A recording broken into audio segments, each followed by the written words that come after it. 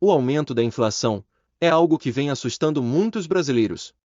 Vamos relembrar um pouco da história da nossa moeda, em um pequeno resumo bem rápido, para entendermos o quanto foi bom para o Brasil a criação do real. O real já é o nosso 10º padrão monetário. Sua criação nos salvou das altas inflações, a qual os brasileiros vinham sofrendo, até o momento da sua criação. Para os mais novos que acham que a inflação surgiu agora, estão muito enganados.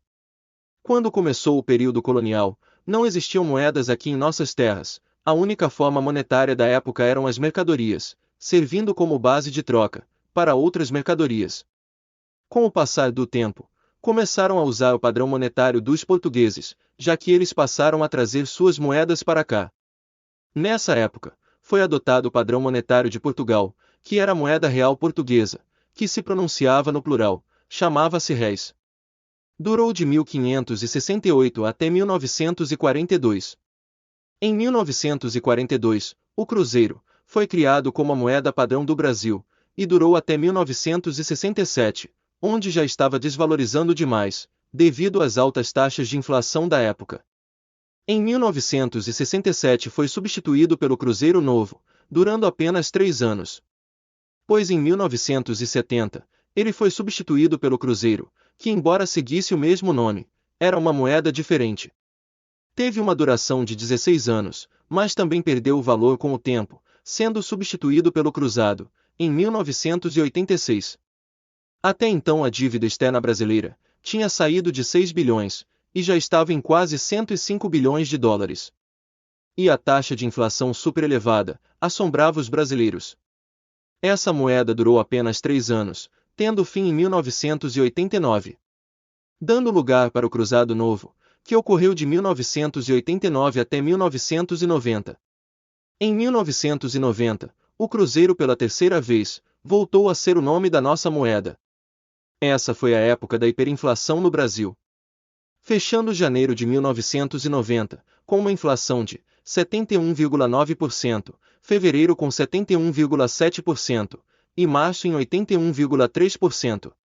Foram mais de uma década, vivendo uma inflação muito alta, onde muitas vezes fecharam um mês com um número de 2 dígitos, e às vezes até mais.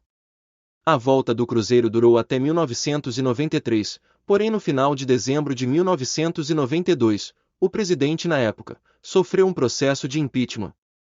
Em 1993, juntamente com o novo governo, entrou em vigor também o Cruzeiro Real, que durou de 1993 até 1994, servindo como base para a troca da moeda, tendo como objetivo conter a hiperinflação, que há vários anos vinha fazendo com que os brasileiros sofressem com os altos preços, diminuindo assim o seu poder de compra. Finalmente, em 1994 entrou em vigor o Real. O Plano Real funcionou tão bem que ele era cotado pelo dólar, e em outubro de 94, o dólar chegou a valer 82 centavos de reais. Ou seja, naquela época, o dólar chegou a valer menos que o real. A inflação antes do real estava ligada a desequilíbrios internos, e boa parte desse desequilíbrio estava relacionado ao crescimento exagerado dos gastos do governo, levando ao aquecimento da demanda, muito acima da capacidade da oferta, e choques externos. Até aquele momento cada presidente fazia suas promessas, mas sua equipe econômica lançava um plano, que não mudavam em nada. Tentavam de tudo, menos reduzir os gastos internos do governo, inflando ainda mais a máquina pública.